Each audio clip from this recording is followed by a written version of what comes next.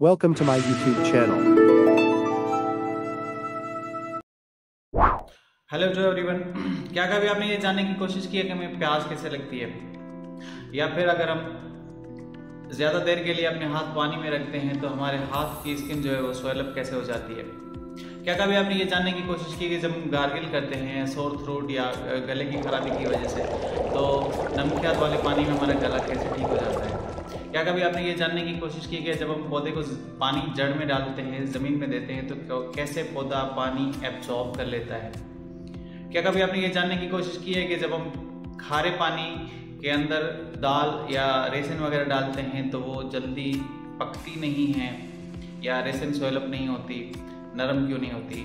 या फिर अगर मीठे पानी में या नॉर्मल पानी में डाल के रखते हैं तो वो जल्दी स्वेलअप हो जाती है और दाल वगैरह जल्दी पक जाती है। तो आज के वीडियो में हम इन सवालात के जवाब ढूंढने की कोशिश करते हैं।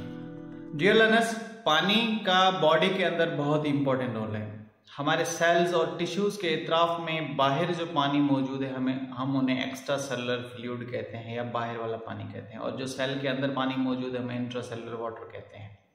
जब हम दो चीज़ों को आपस में कंपेयर करते हैं तो कंपैरिजन कहते हैं। हमारे पास जो फ्लूइड बॉडी के अंदर मौजूद है वो तीन तरह का हो सकता है।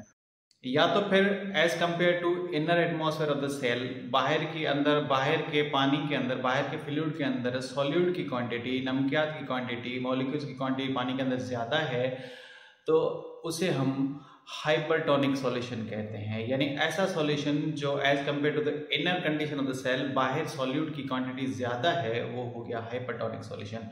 और अगर सेल के बाहर जो फ्लूइड मौजूद है, जो पानी मौजूद है, उसकी कंसंट्रेशन जो है वो लेस देन इनर है, सॉल्यूट की क्वांटिटी कम है, तो उसे हम हाइपरटोनिक सॉल्यूशन कहते हैं।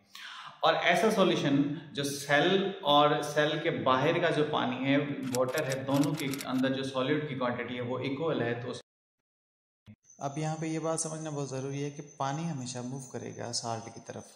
जहाँ साल्ट ज़्यादा होगा पानी हमेशा उस तरफ जाएगा, जिसे हम ऑस्मोसिस कहते हैं। यानी अगर सेल के बाहर पानी जो है ज़्यादा मकदार में, साल्ट कम मकदार में, और सेल के अंदर साल्ट ज़्यादा है, तो पानी कहाँ जाएगा? सेल के अंदर। तो ये जो मूवमेंट ऑफ वाटर हुई inside the cell is called osmosis.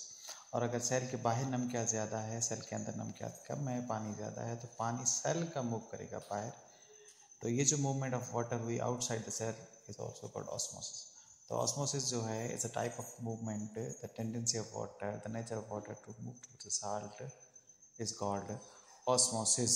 होता क्या है हमारी बॉडी के अंदर कि जब भी हम पानी पीते हैं या हमारी बॉडी के अंदर जब पानी जाता है, अगर मिसाल के तौर पे टेक एन एग्जांपल, हमने खारा पानी पी लिया है, ज़मीन का पानी पी लिया है, जिसके अंदर ड्रिंक कर लिया, जिसके अंदर बहुत ज़्यादा सॉल्यूट की क्वांटिटी मौजूद है, तो जैसे वो पानी बॉडी के अंदर गया, सेल के इतराफ पहुंचा, तो पानी की नेचर है, the tendency of water is to move towards salt. इस मूवमेंट को हम कहते हैं ऑस्मोसिस। अब यहाँ पे क्या होगा, पानी सेल का जो अंदर है, अंदर सेल के अंदर जो वाटर कंटेंट्स मौजूद हैं, पानी जो मिकदार मौजूद है, वो मूव करेगा टुवर्ड्स साल्ट। यानी हमने जब खारा पानी पिया, हमने नमकियात वाला पानी पिया, तो वो पानी सेल के अंदर जाने के बजाय, हमारी प्यास खत्म करने के बजाय, उल्टा पानी जो है बाहर निकल रहा है। इसीलिए हमारी प्यास खत्म नहीं हो रही। हम पानी पी रहे हैं, बार बार पानी पी रहे हैं, हम कह रहे हैं हमारा पेट भर रहा है, लेकिन हमारी प्यास खत्म नहीं हो रही। वो इसी वजह से कि पानी जो है वो सेल के अंदर नहीं जा रहा, बल्कि सेल का पानी ही बाहर जा रहा है, और पानी की लॉस हो रही है, पानी की कमी हो रही है बॉडी के अंदर। इस कंडीशन के अंदर, ये कंडीशन बहुत हार्मफुल है। इस कंडीशन के अंदर क्या हो सकता है कि सेल का जो पानी है वो बाहर निकल रहा है, सेल श्रिंक हो रहा है, सेल शेवल हो रहा है, और सेल की डेथ भी हो सकती है। और उसके कंपैरिजन पी लेते हैं, नॉर्मल पानी पी लेते हैं, तो जैसे ही वो पानी हमारी बॉडी के अंदर गया, तो वो पानी सेल के अंदर जहाँ पे साल्ट की कम ज़्यादा मकदार मौजूद है, वो पानी मूव करेगा टुवर्ड्स साल्ट, जिसे हम ऑस्मोसिस कहते हैं। तो पानी सेल के अंदर जाएगा, क्योंकि बाहर जो पानी था उसके अंदर नमकियात कम थी, सेल के अंदर नमकियात ज़्यादा थी, तो पानी मूव करेगा टुवर्ड्स साल्ट। यानी सेल के अंदर मूव कर रहा है, सेल्स के टिश्यूज़ के अंदर मूव कर रहा है। इसीलिए हमारे सेल की जो डिमांड ऑफ वाटर है वो पूरी हो रही है, यानी मीठा पानी हमारी बॉडी की डिमांड पूरी कराए और हमारी प्यास भी खत्म हो रही है। इसी तरह जब हम खाना खाते हैं तो सेल के अंदर जो है फूड ग्लूकोज या दूसरे जो कंपोनेंट ऑफ फूड हैं उसकी क्वांटिटी सेल के अंदर होती है। इसीलिए पानी जो है जब हम पीते हैं तो सेल डिमांड करते हैं पानी की, और जिसको हम प्यास कहते हैं, और मीठा पानी पीते हैं तो हमारी प्यास खत्म होती है। तो हमारे पास दो कंडीशन हो गई, एक हो गई हाइपरटोनिक कंडीशन और दूसरी हो गई हाइपोटोनिक कंडीशन।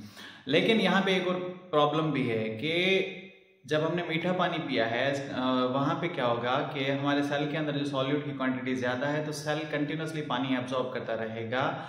बाहर का कंडीशन जो हाइपोटोनिक है, हाइपोटोनिक कंडीशन सेल कंटिन्यूसली पानी एब्जॉर्ब करने की वजह से सेल स्वेल भी हो सकता है और सेल बर्स्ट भी हो सकता है, जिसे हम तो ये हाइपरटोनिक कंडीशन भी बॉडी के लिए हार्मफुल हो सकती है, हाइपोटोनिक कंडीशन भी बॉडी के लिए हार्मफुल हो सकती है। इसीलिए हमें हमेशा पानी वो पीना चाहिए जिसके अंदर थोड़ी बहुत नमकियात मौजूद हों। तो ये ऑस्मोसिस का टर्म आपको समझ में आ गया होगा। अब आते हैं हमारे पहले वाले सवाल पे कि जब हम पानी के अंदर हाथ डाल के रखते हैं, जो पानी के मीठा था, तो पानी जो है स्वेल होकर हमारे सेल के अंदर चला गया, इसलिए हमारी स्किन जो है हमें स्वेल अप लगती है। या फिर जब हम गार्गिल करते हैं, गरारे करते हैं, तो क्या होता है हमारे जो सेल हैं थ्रोट के वो स्वेल अप हो जाते हैं, क्योंकि उसके अंदर एक्स्ट्रा फ्लूइड भर जाता है। तो हम जब नमकियात वाले पानी से गरारे करते हैं तो क्या होता है कि उसके अंदर नमकियात मौजूद है, तो वो अंदर का जो पानी है वो नमकियात की तरफ आएगा और सोर थ्रोट या अंदर जो स्वेलिंग हुई है सेल्स के अंदर वो कम हो जाती है। इसी तरह ऑस्मोसिस हमें इस प्रोसेस में भी इस मैकेनिज्म में भी हेल्प करती है। अब आते हैं हमारे तीसरे नंबर सवाल पे कि रेसिन्स या दालें वगैरह जब हम मीठे पानी में डालते हैं तो ज़्यादा जल्दी कैसे पक जाती है, क्योंकि पानी उनके अंदर डिज़ोल्व हो रहा है, इसीलिए वो जल्दी जो है वो पक जाती हैं या रेसिन सॉइल अप हो जाती है। पौधों के अंदर पानी की बात करें तो पौधे की जो जड़ होती है वो पानी को एब्जॉर्ब कुछ इसी तरह से करती है, इसी मैकेनिज्म में करती है कि पौधे के जड़ के जो सेल है उसके अंदर नमकियात की थोड़ी बहुत क्वांटिटी मौजूद है और हमने उसको मीठा पानी दिया तो वो मीठा पानी जो है एब्जॉर्ब कर लेता है। इसी तरह सेल के अंदर पानी सोख होकर डिजोल्व होकर अंदर जाता है और पानी सेल टू सेल ट्रांसफर पता नहीं क्या बोल रहा हूँ मैं। तो इस तरह पानी जो है ट्रांसफर होता है बॉडी सेल्स के जड़ के अंदर। तो ये मैकेनिज्म है जो हेल्प करता है पौधों को। अब ट्रांसपोर्टेशन में ये एक तरह की ट्रांसपोर्टेशन होगी, दूसरी तरह की ट्रांसपोर्टेशन जो बहुत ये वो भी बहुत इंपॉर्टेंट है, जिसे हम डिफ्यूजन कहते हैं। वो भी समझना बहुत लाजमी है। डिफ्यूजन का मतलब है स्प्रेडिंग ऑफ मॉलिक्यूल्स। कहीं पे किसी चीज के मॉलिक्यूल की क्वांटिटी ज्यादा है तो मॉलिक्यूल्स स्प्रेड होकर कम क्वांटिटी की तरफ मूव करेंगे। Movement of molecules from higher concentration towards lower concentration is called diffusion. Diffusion भी बहुत इंपॉर्टेंट हमारी बॉडी के लिए ज़रूरी मैकेनिज्म है। इसमें क्या होता है, हमारी बॉडी के अंदर क्या होता है, जब हम सांस लेते हैं, जब ब्रीथ करते हैं तो एयर जो है उसके अंदर बहुत सारी गैसेस मौजूद हैं। It's a mixer of gases. Air हम ब्रीथ इन करते हैं लंग्स के अंदर, अल्वेओलाई में जब एयर पहुंचती है तो वहाँ पे ब्लड की कैपिलरीज होती है। ब्लड कैपिलरीज के अंदर जो है वो ऑक्सीजन की कमी है और अल्वेओलाई के अंदर ऑक्सीजन की कंटेंट ज़्यादा है, तो ऑक्सीजन डिफ्यूज होकर इनटू द ब्लड स्ट्रीम जाएगी। इसीलिए डिफ्यूजन हमारी बॉडी के अंदर उसका भी बहुत बड़ा रोल है। सिमिलरली हमारे सेल के अंदर जब भी खाना पहुंचता है तो सेल के बाहर जो फ्लूइड मौजूद है उसके अंदर बहुत ज़्यादा फूड का मिकदार मौजूद है, तो फूड भी डिफ्यूज होकर सेल के अंदर जाएगा। तो डिफ्यूजन भी हमारी बॉडी के अंदर एक टाइप की ट्रांसपोर्टेशन है जो हेल्प करती है। तो आज के हमारे टॉपिक में 2 पॉइंट्स थी, एक था ऑस्मोसिस और दूसरी थी डिफ्यूजन। और कुछ सवाल किए थे, उसके जवाब भी उम्मीद करता हूँ आपको मिल गए होंगे। तो आज के टॉपिक को यहीं पे समाप्त करते हैं, आज के टॉपिक को यहीं पे एंड करते हैं। अगर आपको टॉपिक समझ आया है, आपको चीज़ें समझ आ रही हैं तो मेरे चैनल को सब्सक्राइब करें, लाइक करें, चीज़ें शेयर करें, दूसरों तक पहुँचाएँ। Thank you so much for the today.